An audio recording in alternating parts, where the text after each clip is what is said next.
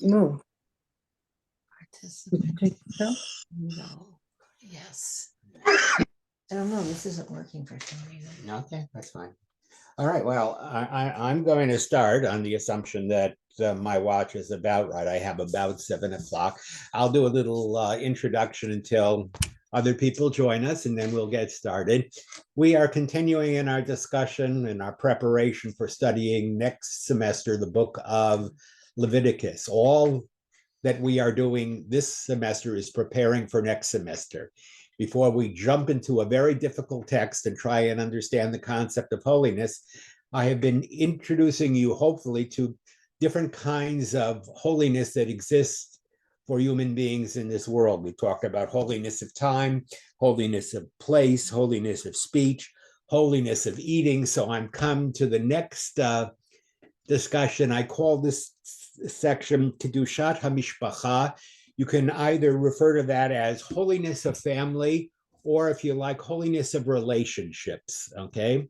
Just as we can have holiness in so many other aspects of our lives, in our interactions with other people, especially our most significant interactions, which are with our immediate family members, our greater family members, and with the family members of humanity, our fellow human beings, we can enter into a kind of a relationship of holiness as well.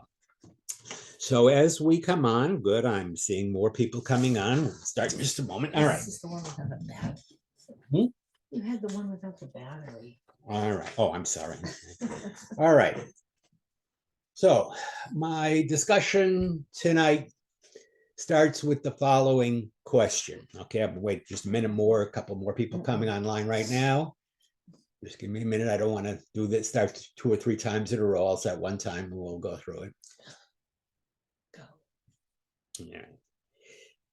What is the natural relationship between people who are related to, or close to, or a part of one another's lives? That's what we're really discussing today. People who share our lives with it, whether it's our family, our friends, our community members, our fellow human beings. Judaism believes that just as there can be holiness in other dimensions of life, there can be holiness in our human relationships as well. Now, that is a hope. That is an aspiration. There is nothing in the Bible that gives us confidence that what I just said is true. As a matter of fact, let me start off by talking with some of you who have studied with me before. The Bible, at least in its beginnings, is a story of relationships, is a story of families. And one of the things I think I've tried to tell you is that if you read those stories, you are impressed by the fact that many of our families are quite dysfunctional. Okay, I think I can say that. The Bible depicts dysfunctional relationships. And in order to describe what is holy, let me describe to you not what is the normal situation among human societies, but let me talk about what the Bible says is normal. So let me start with relationships between, let's start basic.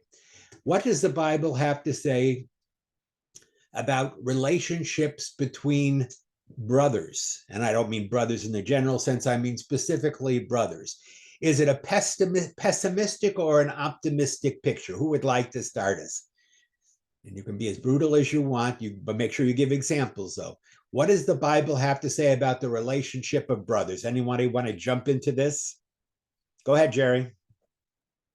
Well, I think it was Mark Twain that said a lot of the stories that authors will write are based on their reading the Bible. You know, Cain and Abel and Jacob and Esau and even Steinbeck's East of Eden, were all the battles between brothers.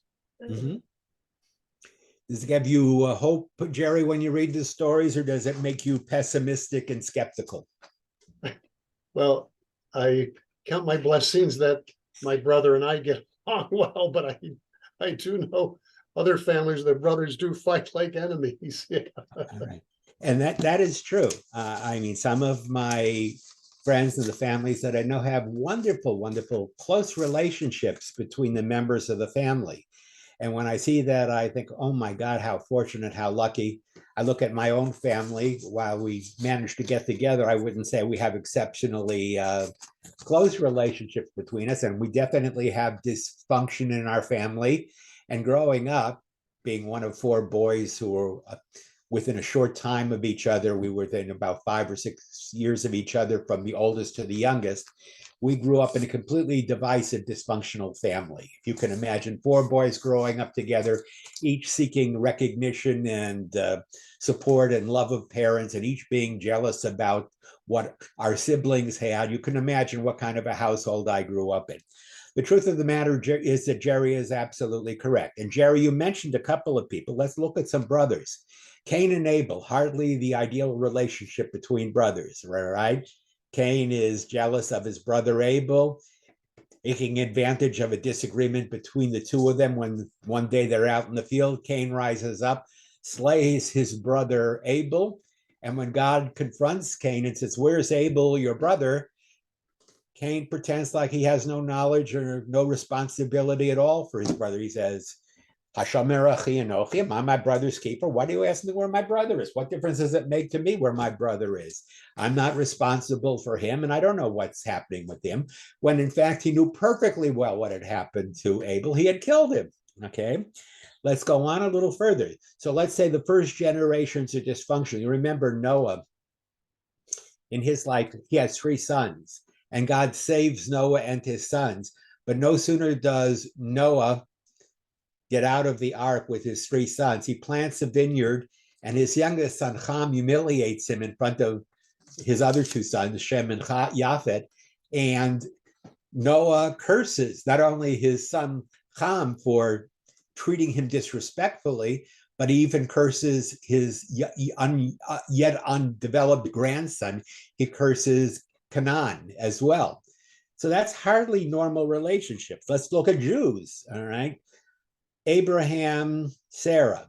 Okay, but the relationships between the brothers are not so normal. You remember Sarah couldn't give birth to a son to Abraham, so he has a child with her handmaid Hagar. That's Ishmael. And then Sarah finally does give birth, but when Isaac is born, Sarah turns to her husband Abraham and says, "I can't abide this woman living amongst us anymore. You've got to get rid of her and her son." So what does Sarah convince Abraham to do? To expel from the household Ishmael, his son, through Hagar, the handmaid, and he sends them away. He in fact, he banishes them. Is that a normal relationship? Well, it doesn't seem like a normal relationship. And if you look at the world today, one could argue that the relationship between the children of Ishmael, the Arabs, and the children of Isaac, the Jewish people, can all be traced back to that first dysfunctional relationship between 2 brothers. All right, let's go down a generation. Okay, Isaac has 2 sons, Esau and Jacob, 2 people who are completely different.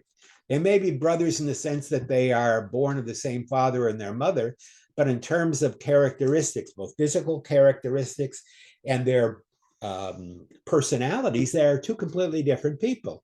Esau is a rather hairy man. He's a gruff man. He's a man of the field. He lives by hunting. He's a hunter. And then Isaac, I'm not going to say he was a mama's boy, but he's more tame. He's more pacific. He's more a man of the tent, a man who stays at home. And he is gentle and kind. And unlike his brother, who's rather rough around the edges, Isaac is very smooth.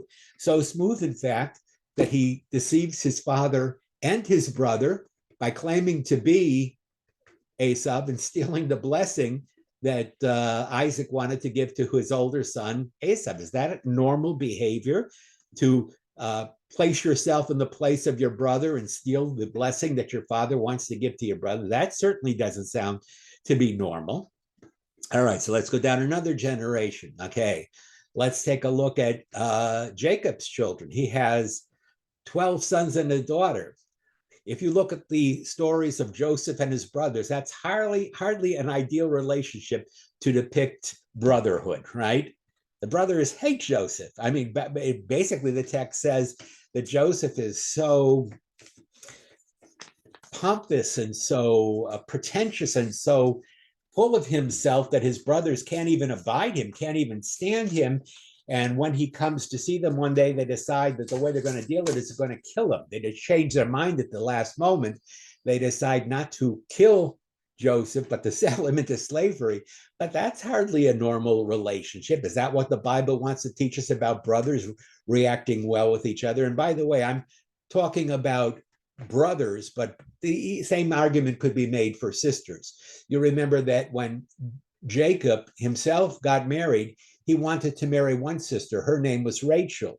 His father-in-law substitutes an older daughter named Leah instead of Rachel.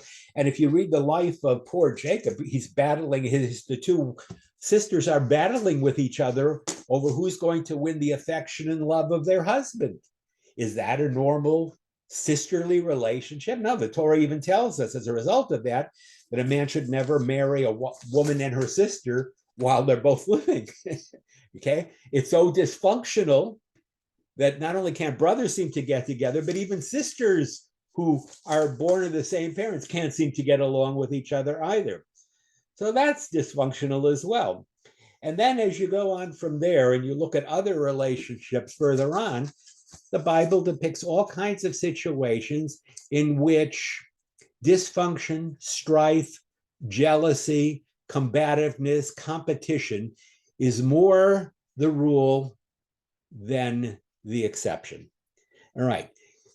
In response to the picture the Bible has painted, does anybody have any good words to say about relationships? If so, raise your hand and unmute yourself. Joseph, go ahead. Well, you brought up the story of my hero, Joseph. And I would say that Joseph later, even though he was sold into slavery, his brothers abandoned him for probable death.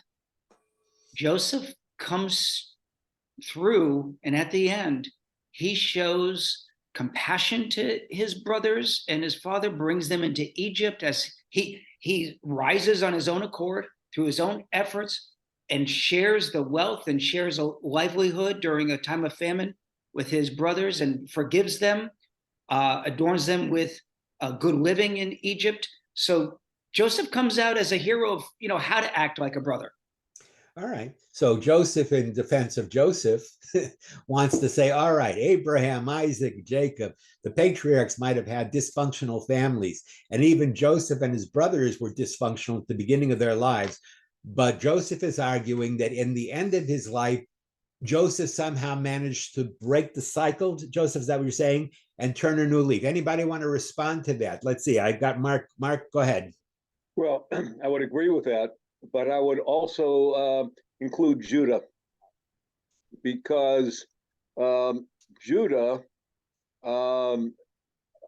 first of all, later, but the brothers all make they admit their wrongdoing and ask for forgiveness. They make tshuva to Joseph, but Judah offers himself as a slave to Joseph to protect Benjamin. All right. So what you're saying, Mark, is that not only does Joseph manage to, at the end of the story, forgive his brothers because, as he says, you didn't do this to me. This was appointed by God. You see, in response to Joseph's comment and Mark's comment, Joseph only manages to break this dysfunctional cycle by saying, you know, what happened to me wasn't the result of what my brothers did to me or how they felt about me. God intended it to be this way. Maybe if you're like Joseph, maybe if you see God's hand in everything, you can get over the fact that your brothers hated your guts, that they couldn't even speak to you. They were so jealous. And that in the end, it is possible for Joseph to forgive his brothers. And as Mark says, it is even possible for the brothers, because remember, Judah was originally the one who suggested that Joseph be dealt with. Judah will even stand up and seek to argue on behalf of Joseph, and will argue with will offer himself up as an offering in place of his brother. I'm not sure, Mark, if that was because he was so reconciled to his brother or because he had made a promise to his father. But let's assume for the moment that Judah had learned the lesson, that the man who had begun his life hating his younger brother now came to understand that Joseph was a good guy. But it's interesting, at the end of the story, you remember what happens at the end of the Joseph story. And I just want to mention this to Joseph, our Joseph, and to Mark as kind of a counter narrative.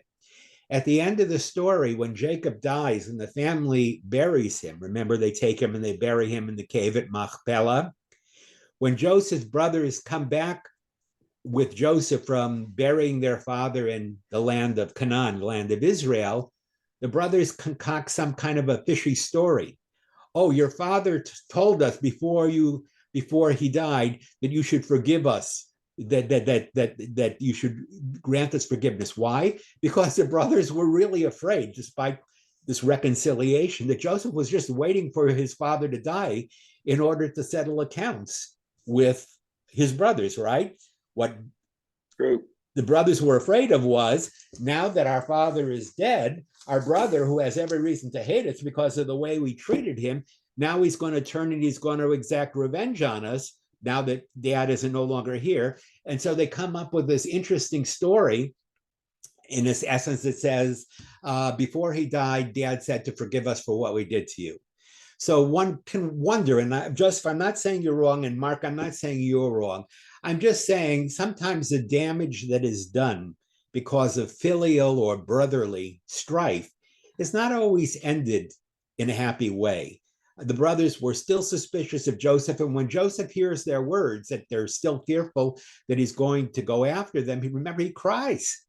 He says, after all this, and I told my brothers, I know, this was God's doing. They still don't believe me. They still think, I have bad intentions toward them. And they're telling me the story about my fathers to protect themselves. So one can question whether even after the end of the Joseph story, supposedly everyone is reconciled, but no one's completely easy.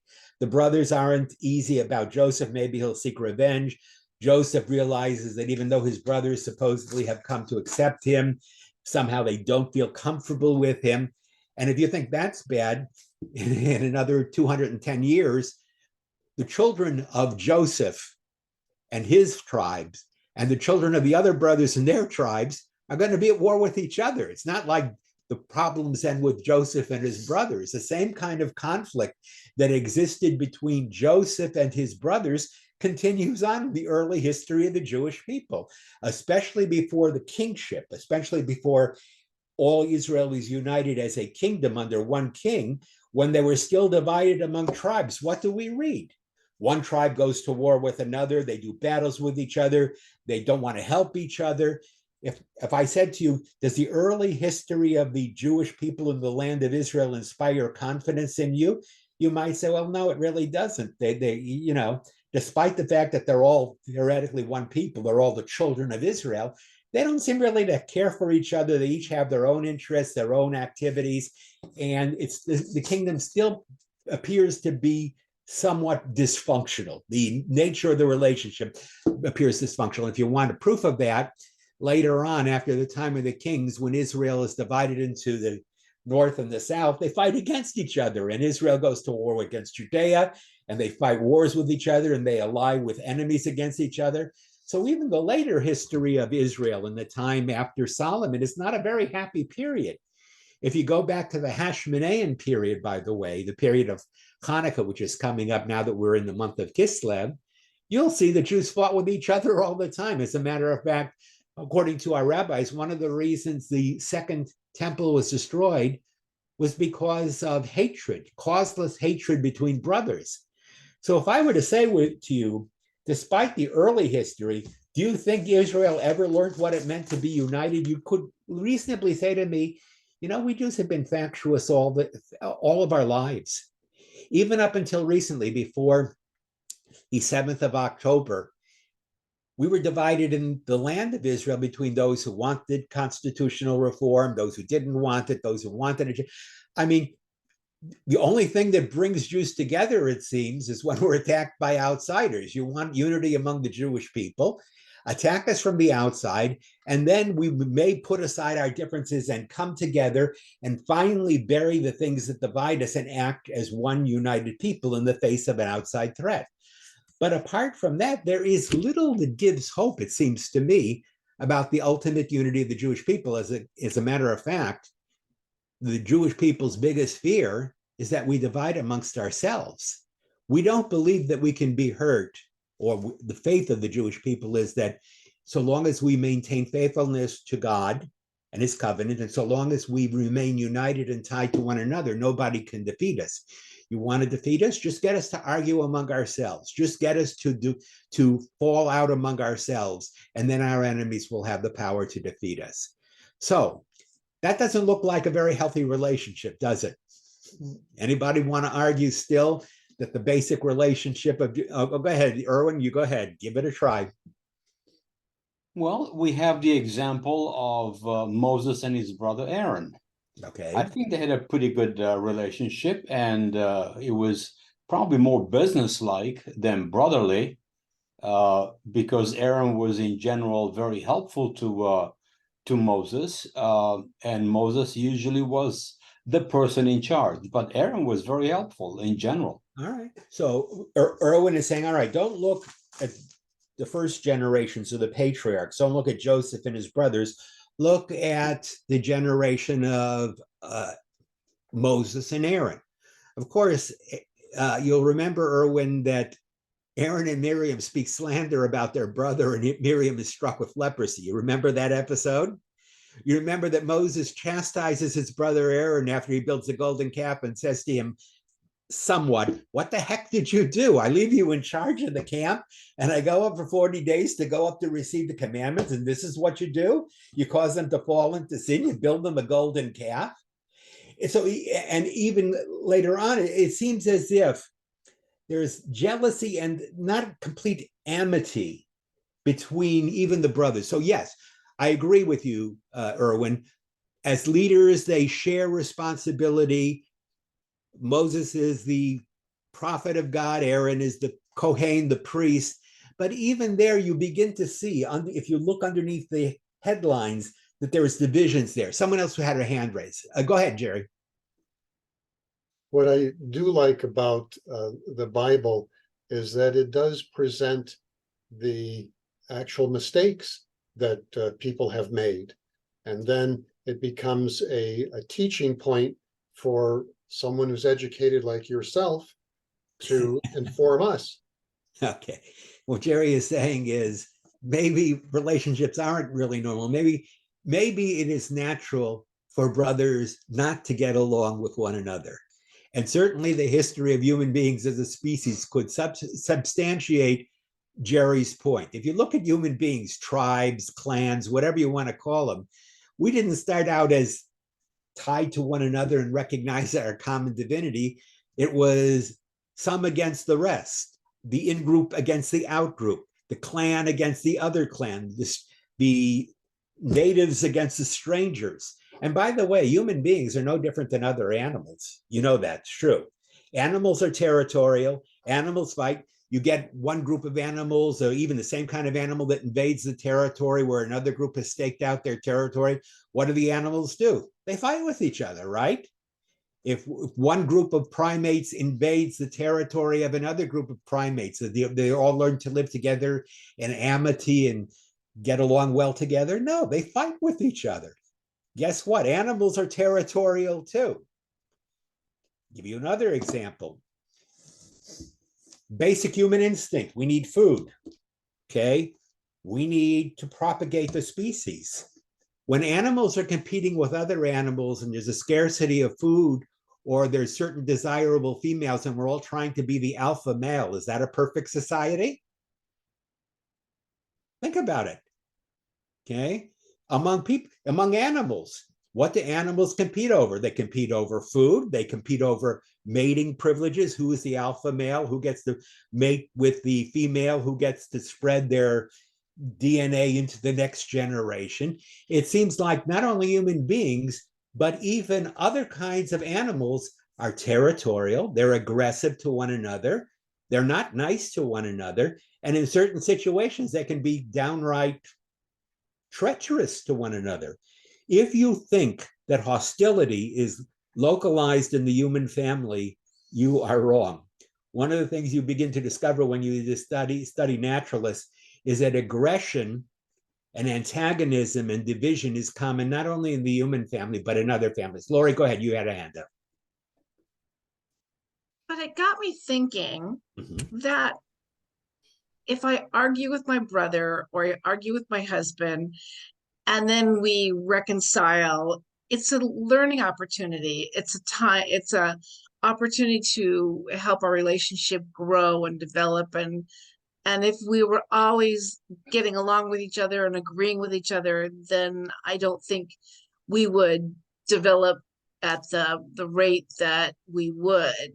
Excellent. Lori is saying, yes, division may be endemic to the human condition. It may be the case that rivalry is part of the human condition, but Lori is saying, as a result of that rivalry, if we learn from it, we can learn. I'm putting words in her mouth. We can learn to be closer together. Is that what you're saying, Lori? We can learn from our mistakes and our aggressions. Okay, so Lori is the optimist among us. She says, "Yes, Rabbi, I recognize both biblically and in terms of the natural history of human beings as a species. There's a lot of aggression there. There's a lot of reason to be pessimistic. But Lori is holding out the light of hope. If we can learn from our past mistakes, and if we can learn to forgive one another, we can build stronger and better relationships because of our differences." Is that your argument, Lori? Okay. Yes, but I think if we spent our entire life focusing on the negative, we would just burn ourselves out. I don't think I could live an entire life of negativity. I think that's really unhealthy. I would agree with you absolutely that that is true, but I know a lot of individuals, and I know a number of individuals who are not able to speak to members of their own family. I'm not going to name names here, but you probably know people too who do not get along with their family members. They don't get along, or they don't stop speaking with their parents, with their siblings, with other people. And even though you're right, they should learn how to get along, and it's miserable to live a life where you are divided with the people who are closest to you. How many of us really have close, loving relationships between the people who we are related with? If I were to ask you, and I won't ask you publicly, but if I were to ask you privately, think about your parents and think about your siblings and think about your children and think about other relatives. How many of us have divisive families where you can't even get together on Thanksgiving or Hanukkah or whatever? You can't even sit down in peace because family dinners turn into brawls, okay? I would guess a lot of people, despite the fact that Lori is very optimistic in terms of learning from our mistakes and our rivalries, I think a lot of people have damaged relationships and never learned to forgive. Would anybody disagree with me about that? Lori, go ahead. No, I mean, as optimistic as I try to be, my family is really dysfunctional. I mean, our siblings, half of them we don't speak to anymore, and half of our cousins we don't speak to anymore. But I'm saying that's not a reason to give up on the rest of the family. I agree. There's never a reason to give up, Lori. And I will take what Lori says and emphasize it. Just because some of us have relationships in our families or relationships with people in our families that we would characterize as dysfunctional is not a reason to burn the house down and forget about relationships entirely. So long as there is hope, so long as we keep working at relationships, Lori, I think we can make them better. One of the things I told you when we talked about teshuva, forgiveness, is you've got to keep the lines of forgiveness and understanding open. It only becomes a problem when you are in such an irreconcilable situation with the people around you that you find no saving grace, that you cannot even speak to them. Okay, we all have those kind of relationships. We all try and hope we can maintain over the tension that we have those relationships, but sometimes it doesn't work. And by the way, let's not leave husbands and wives out of this. Okay, I used to be able to say one thing you depend upon in the Jewish families is Jewish people, they marry for life. I could say that at one time, but I can't say that necessarily today. The statistics don't bear it out. In the old days, when a Jewish husband and a Jewish wife didn't get along, they settled, they learned to live with each other. Okay. They compromised. Okay. Okay. After 25 years, do I love you? Well, I've lived with you and I fought with you and I've starved with you and I've shared my bed. If that's not love, what is? Well, what is that saying? It tells us that even the relationships between husband and wife, which I'm going to argue in a moment, is the pattern for which we have to look at all other relationships. Even that is not empty of tension and conflict. Okay. I will not tell you that my wife and I have never fought a day in our 37 almost years of being married together. I will not tell you she always recognizes that I'm right, except when I acknowledge that I'm not right and she's right. That's not the way marriages work. And I dare say that all of you in your lives together, if you've had real relationships, not fake relationships, have learned how to express disappointment, anger, frustration, bitterness toward the people that you love. That's why God gives them to us, right? God gives us people to be close to us to learn how to perfect ourselves. Ezer Kenegdo, someone opposite us, but who also helps us, okay? Do they help us naturally? The husbands and wives always get along? No, we're going to see they don't normally always get along either. And sometimes, as we know in our own society, the strain between husbands and wives can become so serious and so divisive that they cannot live together anymore. I mean, in the best of cases, they may mutually recognize that the decisions that they made at one point of their life are not going to last them forever, and they grow apart and they decide to continue their life separately. If it's not so amicable, they go after each other in law court and sue the other one for every penny he or she has, and that way the lawyers get rich, but the couple ends up the poor because they're fighting. In some cases, it doesn't come to lawyers because one kills the other before divorce. I mean, when you think about dysfunctional relationships, marital partners are no less prone to dysfunction than brothers and sisters, parents and children, or anyone else. There is nothing inherently holy or even whole about relationships. Relationships are capable of being made holy, but they are not inherently holy. They never were, and they never will be. So today in our discussion, I'm going to tell you, just like you can take the act of eating and make it holy, you can take the act of speech and make it holy, you can take time and place and make those holy, you can take relationships which are not inherently holy or not even inherently functional, you can make them holy too, okay?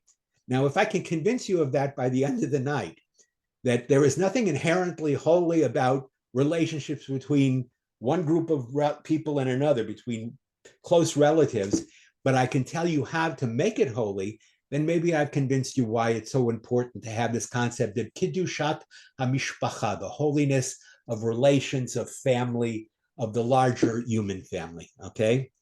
In order to do that, I have to take you to the paradigmatic, you like that word, paradigmatic, a paradigm.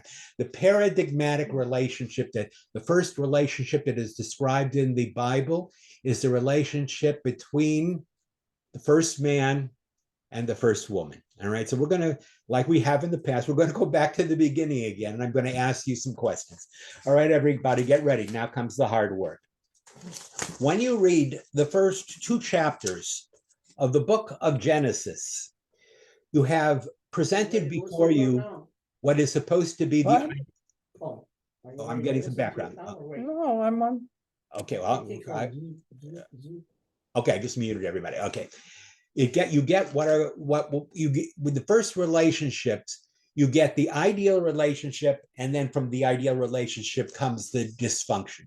So let's look at the first relationship. The first thing we are told is that God created human beings, correct? And what do we know about human beings? What do we know from the story of creation? Someone raise your hand and then you can buzz in and tell me something you know about human. What's the first thing we know about human beings? Human beings were created in the image of God, good. I see everybody said. All right, good. Which means that we are, unlike other physical creatures, not just material, not just body, but we are also soul, that there is an aspect of it that is not just merely material, but also spiritual. And therefore, man was created, human beings were created in the image of God. And remember that first part of the story? In the image of God created he him, male and female created he them. The next thing you learn is male and female is all part of the same thing. Remember the story? When God creates the first creature, what does he do? He sees this first creature, this lonely creature, and he says, it's not good for man to be alone. So what does God do in the story? And this is all an image. He causes a sleep to fall upon Adam, right?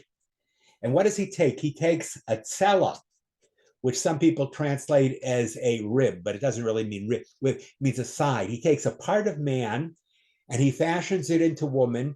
And then he has the two parts meet each other and man says, aha, this is now flesh of my flesh and bone of my bones. If I am Ish, this is Isha, right? So what does it tell us? That human beings, by their very nature, were not supposed to be isolated individuals. If God had wanted to teach you that man is a solitary, lonely being who has no relationship with any other being, other animal or other being in the universe, then we would not have been told that God created us man and woman, that man and woman were both created in the image of God. And when God creates man, by the way, what does he create woman from? From the tsela of man. What does tsela mean? From the side. Why is that significant? Doesn't create woman Eve from man's foot. He doesn't want man to step on her. And he doesn't create woman from man's head. He doesn't want woman to dominate him. From his side, when I'm created when I'm a part of something and God separates on two sides, what it says is both sides are important. I am incomplete if not both parts of me are there. So what it tells us is man and woman together is the ideal relationship. It is when two people, two individuals who are both body and soul, come together as a unity and recognize their equalness and their interdependence on one another. That's the ideal condition. All right. So I will tell you, however you want to call it, the human condition of male and female, of husband and wife, whatever you want to call it, of companionship, that is the natural relationship. It is not solitary. It is not lone. We were not meant to be alone in a library by ourselves, nor were we meant to be alone, by the way, in our caves, going out and finding women outside the cave and knocking them over the head with a club and dragging them into our cave so we could reproduce. That's not what God wanted. God didn't want us to go out and by power and to appease our sexuality, to go out and conquer and overpower women and subdue them. There are some people who think the relationship between man and woman is based on power. And whether you are a feminist or not a feminist, the idea that man seeks to dominate woman or woman seeks not to be dominated by man, the idea that the relationship between men and women is based on power is a sick idea. Okay? If you think, even going back to the first prehistoric people, the nature is that man is the hunter-gatherer and he needed a woman to bear the children and take care of them and rear them. And therefore man became the husband and he subdued his wife who raised the children. And this is a relationship of shared duties and a power relationship, man dominating woman. You've got the wrong idea of what Judaism says about marriage. That is not the nature of the ideal relationship between men and women, okay? Nor is it based on sexuality. If you think that man and woman only come together for the purpose of procreation, even though I will admit that sexuality is a very powerful basic need in human beings. Like I talked about last week, if food is basic, then right after food and drink comes sexuality, right? Okay, man has a need to live, to sustain himself, but what does man also have a need to do? To perpetuate the species, right? You want to go on. I want to make sure that other people who look like me and share my values populate the world. So what do? I find a woman, and not so that to not overpower her, and not because we have different roles in terms of hunter-gatherer or provider of the home, but because I want to perpetuate the species. I and my wife have to go together so that we come together, we become one flesh through our children, and we continue on. Therefore, a man shall leave the house of his father and his mother, and he shall cleave to his wife, and she shall be one flesh. Okay? Purpose of marriage is so we can procreate and continue the species. If you think that the purpose of marriage is either domination or sexual procreation alone, you have missed Judaism's idea of what marriage is all about. Okay? If that is your image of the story of man and woman, you miss the idea. So let's talk about some lessons we learned from the story of the first man and the first woman. First of all, man and woman equally were created in the image of God. And that when God created us, he created us as a unity and then divided us. The two separate parts of ourselves, the male and the female, really come together and become one. The second realization, God says it is not good for man to be alone. Why on earth did God make us social creatures? Was it just so we could propagate and have children? No, God knew that we were no good if we were alone. Existentially, if we are alone, if we do not have a partner, if we do not have someone who shares our life and helps to give meaning to our existence, our life is poor. Hear what I'm saying? Without someone significant, and let's forget about male, female for a different. I understand that there are different natures of people, and I'm not going to even. Without someone to share our life, to share our dreams, to share our toils, to share our hopes and our fears with one another, we are poor as human beings for the lack of that, right? Would all of you agree with me that the fact that we are social and we are dependent upon others in our life is what makes us stronger, not weaker? We were meant to be social animals, okay? The next lesson is we were created equal. Woman was created from the side of man. She's not better than man. She's not underneath man. We're both equal. We're both created from the same sides. My wife is going like this, but believe me, she believes that too. We're equal. Sometimes my wife is the more right. Sometimes I feel I'm the more right. Sometimes her way is the way we follow. She's shaking her head. Sometimes my way is the way that we follow. Sometimes we compromise and we learn that neither of us is absolutely going to get everything we want. And in order to live our life, we have to take into perspective both our needs and desires and our wants. So we have to learn to compromise. But basically what we learn is that it's not 50-50. And by the way, any of you who believe that married life is 50-50, don't go around measuring it, because it's never 50-50. In our household, usually one of us has got more right going for us, and the other is less. It's 60-40, 70-30, whatever it is. It's never 50-50. It's never equal in the sense that we're both equally right. Usually it's a back and a forth between two people, both of whom respect and admire each other, and who realize that to get along in life and to continue to live together as partners, you've got to make compromises. All right, you've got to be willing to give in and to make concessions in your life, even when you feel that you are absolutely right. And I don't know if any of you have ever had this experience. You may feel that you are absolutely right, and that on a particular issue there is nothing but your opinion. I caution you against that conceit. It's not true. The moment you think you are absolutely right, be very, very frightened, okay? I used to tell my wife, between us, we know everything. I know everything except that I'm conceited, and she knows that. But that's not.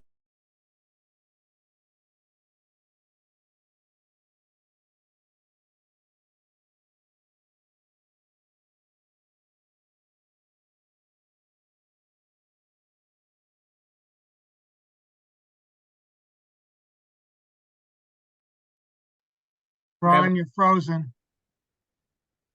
Ron, you're frozen. And we learn is that we become the best part of ourselves when we become parents for something. It's when it says in the text, therefore a man shall leave the house of his father and his mother, cleave to his wife, and they shall become one flesh. That doesn't mean just become one flesh. Literally, it means that when husband and wife come together and form this bond that will last hopefully longer than any other bond that exists in their life, longer than the relationship with their parents, longer than their relationship with their children. If you have a good marriage, hopefully your relationship with your spouse will be the longest relationship you will have in your life. When that is good, and that results in children and grandchildren who you love and who carry on your values and who you've managed to impart your values to, that is the best kind of situation of all. Because not only have you learned to be at peace with one another and live the life you live together, but you've planted the seeds for the next generation as well. Someone wants to ask me, what's the best thing you've ever given to your children? My wife's not here now, so I can say it. Best thing I gave my children was the example of she's back again, a happy relationship between their father and their mother. Okay, you want to know what I gave them? I gave them the fact that I gave them an image that their father and their mother could get angry, could disagree. Our children don't believe we're perfect, that we sometimes can be quite brusque with one another, but I let them know that it's okay to do that because we love one another and because we really care about each other. If you can give your children that, then not only do you have a strong marital relationship, but you also have a strong family relationship. Okay, does everybody agree with me so far? I'm going to pause right there. If anybody has a disagreement, now is the time to voice it, because I'm trying to convince you little by little. Nobody. Okay. All right. In that case, I'm going to ask you the next question. What is it that creates that bond that lasts through years, decades, generations? What is it that bonds men and women together? And before you say sexual attraction, know that my wife will always be as beautiful in my eyes as she was the day I met her. But sexuality, while it's important, is now just a part of our lives together, okay? Originally, at one time, it was an intense attraction to one another that formed the bonds. But I can actually tell you now, after almost 37 years, that it's so much more than sexual attraction. It's so much more than just the thing that brought us together. So without my going into what me and my wife share, what is it that attracts you? Those of you who have significant others, after your months, your years together, if you cannot say like Tevye, because, and one more word, and Lori, I see you, I'll get you first. When Tevye, remember, his oldest title, wants to marry, doesn't want to marry Laser Wolf the butcher, she wants to marry Muttle. She tells her father, Father, I want your permission to marry Muttle. I don't want to marry Laser Wolf. And Tevye is completely dumbfounded. What do you mean you want them? We arrange, the husband, the father arranges the marriage. I picked out someone good for you. Laser Wolf is a butcher. He's going to be able to care for you and take care of you. And this is the way marriages have always gone. The father arranges the marriage. It's always a relationship based on what's best for the children. But finally, he says to Seidel, you don't love Laser Wolf. He's older than you are. You're attracted to Muddle. All right, you have my permission to do it. Then the next daughter comes along. She's what? Is she Huddle? I think it's Huddle. And Huddle meets the student, Perchik, I think, or whatever. Mm-hmm. And she doesn't come to get her father's blessing or permission, or she doesn't go for his permission. She says, I'm not asking you for permission, Dad. He and I want to get married. I'm just asking you for your blessing, okay? And not for your just permission. I want you, we've decided we're going to do it, but I want your blessing. Now that we've decided this, will you give us your blessing? And Tevye, remember, struggles with himself again. This isn't the way it was done. When I married Golda, first time we saw each other was on our wedding day. I was scared. She was shy. I was nervous, and so was she. All right. But my father and my mother said we'd learn to love one another. And now suddenly Tevye is confronted by Huddle, who says, I love this man. I want to marry him. And I'm not here to ask you for your permission. We've decided we're going to do it. Dad, I want your blessing. And remember, Tevye struggles with himself. He says, how can this be? This isn't the way it's done. But finally, what does he do in the end? He not only gives, well, they don't ask his permission, but he gives his blessing. He says, go and be happy. Then you'll remember the story of Chava, the youngest one, right? And she wants to marry someone completely different than herself, right? And she goes to her father and she asks to marry the Russian fellow. And she asks for her father. She says, I'm not asking you for your permission. I'm not even asking for your blessing. I'm just asking that you accept what I'm going to do. And Tevye remembers that I can't bend that far. I can't do that. Okay. Although in the end, he is reconciled even to his youngest daughter, Chava. So recognizing that, Tevye goes back to Golda and says, Golda, I don't understand something. When you and I became husband and wife, I met you, it was on our wedding. I may have seen you once or twice before we met. We decided, our parents thought it was a good match, or we had a matchmaker. We said yes. And we lived together, but I've never asked you, Golda, do you love me? Do you respect me? Are you glad I'm your husband? Do you regret that you ever married me? And that wonderful Do I Love Him song, right? Where she says, for 25 years, I've lived with him, fought with him, starved with him. For 25 years, my bed is his. If that's not love, what is? Is that what love is? Is it romantic love? Or is there something stronger that is the basis of our most important relationship, the relationship with the person who shares our life with us? I'm going to stop and I'm going to let you suggest what it might be. Go ahead, Laura. You had the first hand up. I remember when I first met Mark, it was like love and adoration and all that other stuff. But over the years, it's become a friendship. I mean, we'll always love each other, but we're best friends. And Mark had asked me that years ago. He goes, who's your best friend? And I was like going through my list of girlfriends. And he goes, no, I'm your best friend. And you have to like separate that from everybody else, because someone who's your soulmate is your best friend. Okay, Lori, when you and Mark first met, did you think he was brilliant and that he knew everything, and when he told you, you really believed it and everything? Oh yeah, All I right, was good. young and All stupid.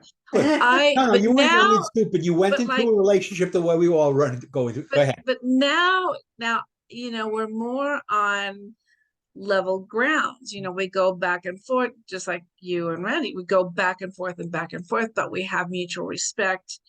And if something is bothering us, we can say, you really hurt my feelings, and I'm very sad about that, but we're able to overcome that and get through it. And you describe that, Lori, as friendship.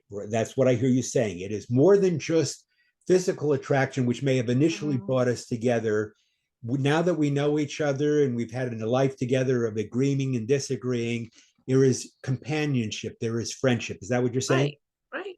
Okay. Someone want to analyze what friendship is? I mean, I have friends. My wife has close friends. She has her friends. I don't have too many of. I'm not one of those male bonding people. But there's a difference between our friends and ours. We say our spouse should be our best friend, but what does Lori? I'm going to let you off the hook here. When Lori says that we're friends, what does that mean exactly? Anybody want to go ahead, Lori? I see you're going. It's not like my friends at the temple or my friends. It's not the same level of friendship that I have with my girlfriends or even my other family members. It's like at the top of the pyramid.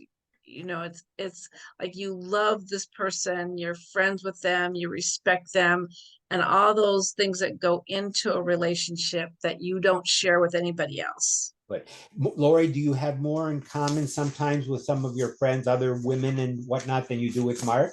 Do you share certain things more with your fellow women friends than Mark? I'm not saying you're close, but in terms of friendships, you have in some of your friendships, don't you feel closer in some ways to your friends than you might with Mark in another sense? Right, that it's not on the same level. It's not, all right, well, we'll leave that unambiguous Okay. for a moment. Someone want to clarify what Lori is saying about friendship? Carol, go ahead, I see your hand. I don't think it's friendship that keeps the marriage holy. I Okay. think it's love. Carol's on the phone talking to somebody. So, and I actually take that from you might think I'm really crazy, but from the Catholics or the Christians, because it was explained to me once that the Father, the Son, and the Holy Ghost, and I kept asking, well, what is the Holy Ghost? And the Holy Ghost in their teachings is love.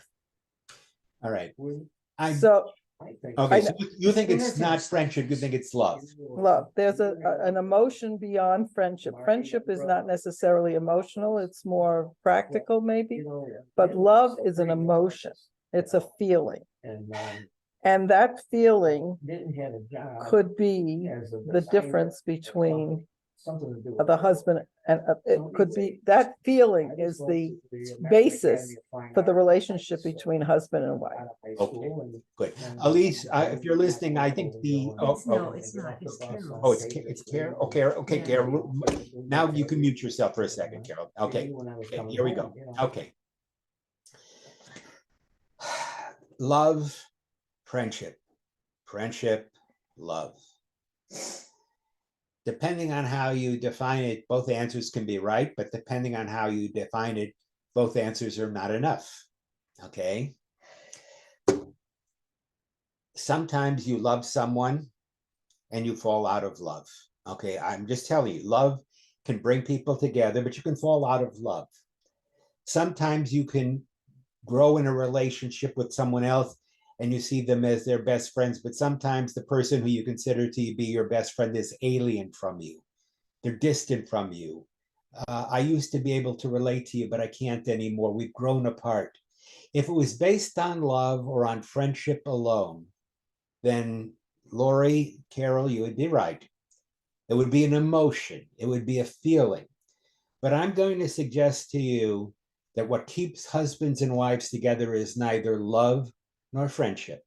I don't disagree that those are essential elements of what bind people together, but you cannot base a lifelong relationship on the basis of love, either romantic love or physical love or friendship, because sometimes the friendship is lost. Sometimes you become alienated from the person that you once loved, and sometimes it's even hard for you, but you can still stay together. When people no longer have love for one another, romantic, when they no longer have friendship, maybe the wife's off doing her thing and the husband's off doing his thing, and they kind of, I won't say grow apart, but they move into their own separate worlds. What can keep a relationship together if it's not love and not friendship? So I'm disallowing you to say love or friendship as an answer to this question anymore. Does anybody want to give me another answer besides love or friendship? See, it's really interesting. Okay, ahead, Marlene. Oh, good. Okay, I can't put my finger on it, but it's not, it is both of those, but it's not really that. We can't, 58 years, we can't imagine not being together, okay? And I mean, and we're sort of weird in that we always do everything together. So it's even, closer than that. But I just can't put my finger on it, but we just know that we just belong together. It's just bashert. That's right. what I feel. All right. You're giving me a word, bashert. It's meant to be, but you're not telling me yet what binds you. I have the same feeling with my wife. I tell her that I love being with her. She wants to go to the store. I'll go shopping with you. She says, give me a little space already. She loves it better when I give her some space so she can have her life, I can have mine, and we have our life together. Yes, I can't imagine either, Marlene, not being part of my wife's life.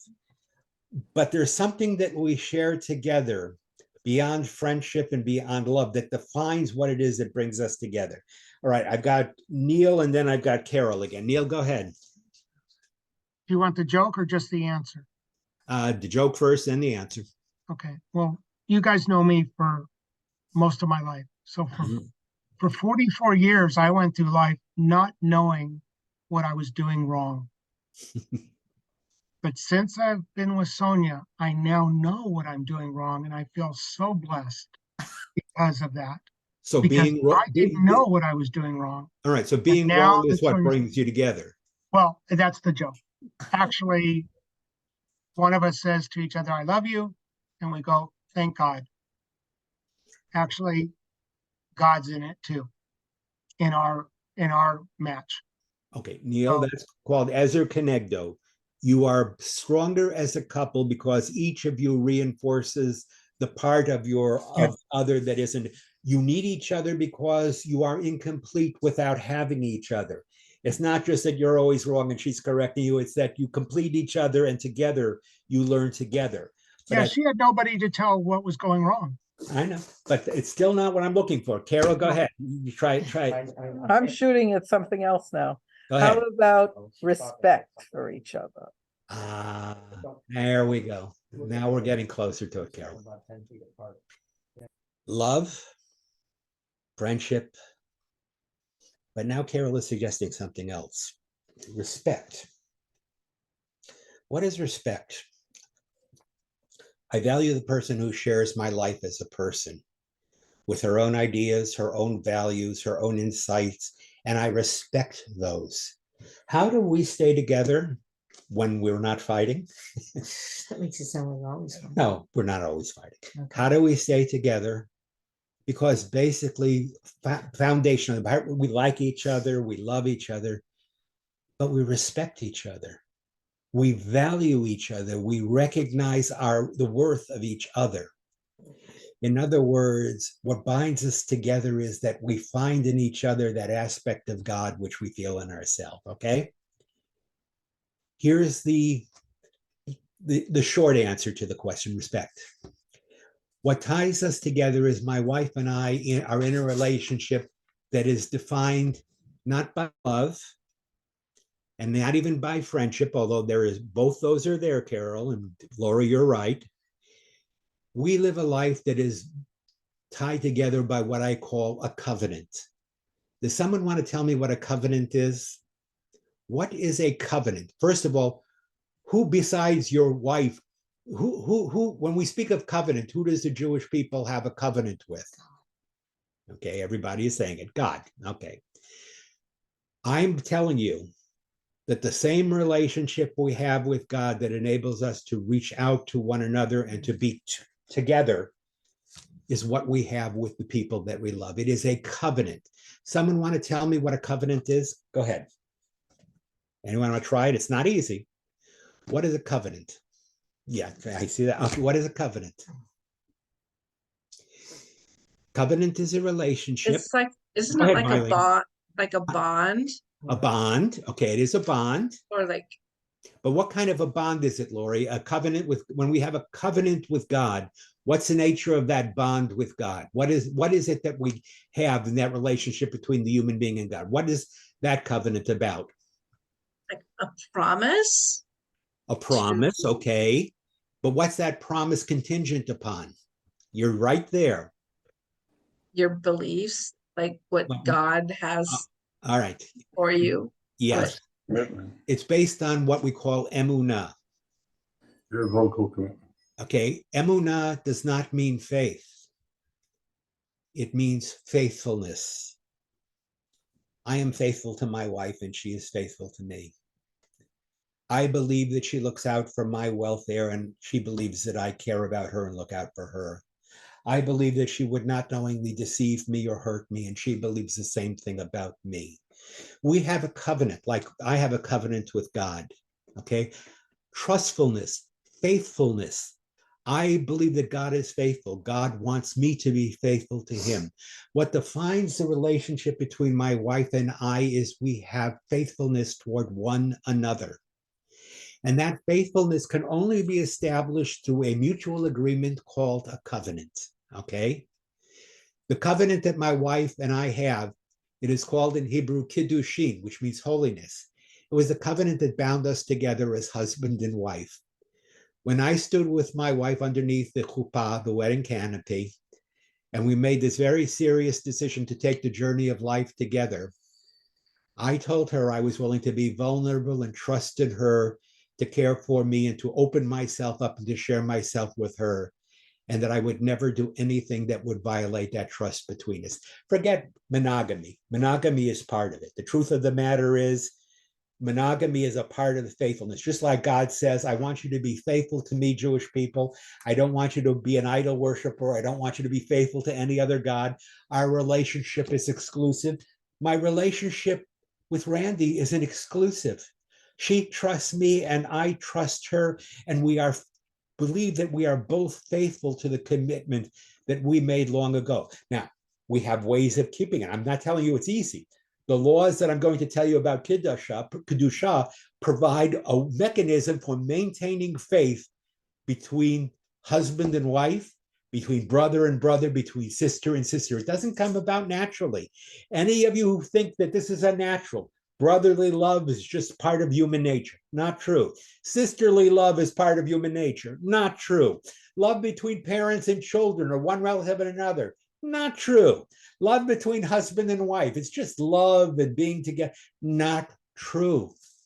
I tell married couples all the time, and they celebrate their anniversary. I respect, because unlike people who celebrated their birthdays, you didn't only have to live together for a year, you had to live together with each other for a year. You had to compromise. You had to have faith. You had to, even in the high points and the low points, believe in one another. And that is maintained through a covenant of faith and of trust. Now, Judaism says you want to have that faith and trust, you can have it. There are laws to follow. By the way, Judaism is loaded with laws. You think there are laws about eating, there are laws about sexuality, of fidelity, of faith, of trust between people who love each other, husbands and wives, brothers and sisters. But that law is not a natural law. It is a God-given law. You must bring holiness into your relationships with the people who mean the most to you. If you cannot reach out to the people who you love and who you care about and who are familiar to you, if you cannot create a tie based on mutual commitment and responsibility and faith in and faithfulness to one another, you don't have it. Neil, go ahead. I'm sorry, I went too long. It's interesting. I've just spent 2 weeks on the Rambam and Emunah, and describing it as kind of like, first you have breathing, which is autonomic, except you also can master it and be more mindful about it. So it's the combination of what happens naturally along with the mindfulness and the ability to get better at it. And so that's how we walked away with the description of Emunah. Very good. And that, by the way, is an excellent description, Neil, of the relationship between members of a family. It's not all natural. It is imposed on us by the commitments we make and the rules and the values we live by. Believe me, if there were not a series of rules that govern our relationship to one another in all aspects of our life, our love toward each other and our belief in each other and our trust in each other would not be what it is. Okay? It is natural, yes, but it's also something that we created by the commitment that we made to each other, by the values we share with one another. I am just trying to tell you this. You want to build up the relationships in your life. They're not natural. You have to work at creating the strengthening bonds that will tie you to one another. And just like there are rules for eating and rules for speech and rules for all kinds of other things, there are rules for relationships. If you do not develop the faithfulness, the trust, the companionship, the sense of looking to complete yourself and be vulnerable with other people, you will never develop it. You will go through life and you will always feel as if something is missing, that as much as you feel close, there's some aspect of your life that's missing. Yes, love your loved one as much as you loved her when you were married to them. Be their friend, be their companion, share their life with them. But it's more than that. It is establishing a covenant, a relationship. And as I will try and show you next semester, following certain rules will build up that holiness of relationship that keeps people together. Good marriages just don't happen. Good relationships just don't happen.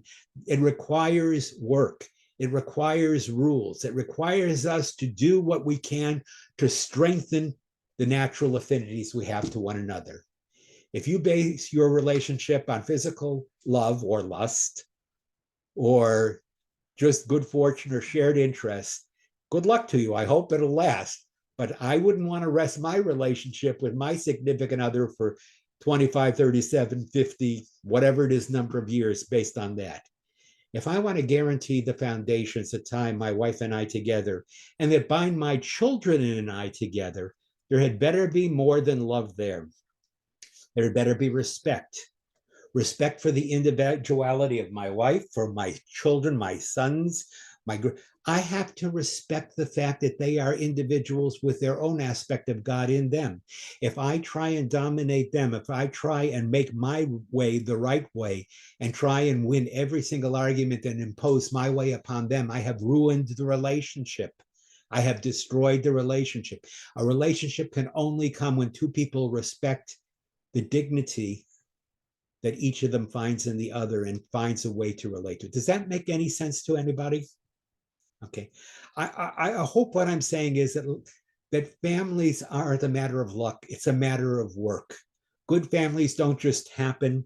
It's not just because some families like their relatives more, or they're closer, or they grew up together. Good families require creating bonds, and bonds entitle agreements or covenants.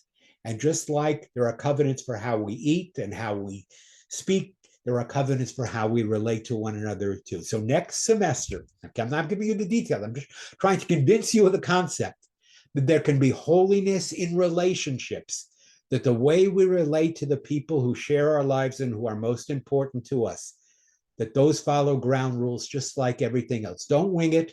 Don't think that you can do it without following the rules, that you just have this natural knack for it. No one has a natural knack for it. The moment you think you've got the knack for it, that's the moment you better be very afraid, because that's when it's going to all come apart. The moment you think you can rest on your laurels, glide by, just, everything's gone good, I can base my relationship on the future, on everything that happened in the past, be very, very worried. Okay. If you stop working, if you stop putting effort in, if you stop trying, if you stop learning about and growing to understand the person and persons you share your life with, those relationships will never last. I hope I'm not sounding too preachy here. I'm just trying to convince you that, like there are rules for everything else in life, just like holiness is something that can be brought into our life in all other areas, holiness in relationships is something that we have to work to create as well. And next semester, I will give you the guidelines. And you said, well, okay, Rabbi, that sounds very good. I'm not giving any specifics now. I'm just giving you the areas. We're defining the areas. We have one more area after this week, holiness in actions. Forget relationships. There can be holiness in actions. We can do things in the world, even people with whom we are strangers. There are things that we can do in this world that reflect holiness in our deeds, in our actions. So our last exploration next week, in our final session, will be, how do we find the dimension of holiness in our deeds, in our actions? Is it possible to act in a way that brings holiness into our lives and into the world? I'm going to argue that there is. All right, let's see. All right, an hour and 50 minutes. I'm stopped. Anybody have any questions? All right. Thank you very much, Rabbi. All right, I'm still trying to convince you all. Question Yeah. for you. Go ahead. Somebody wanted to make a donation to Yes. you. Does it go to the Learning House, All right, so or does she make it out to you? now here's what you want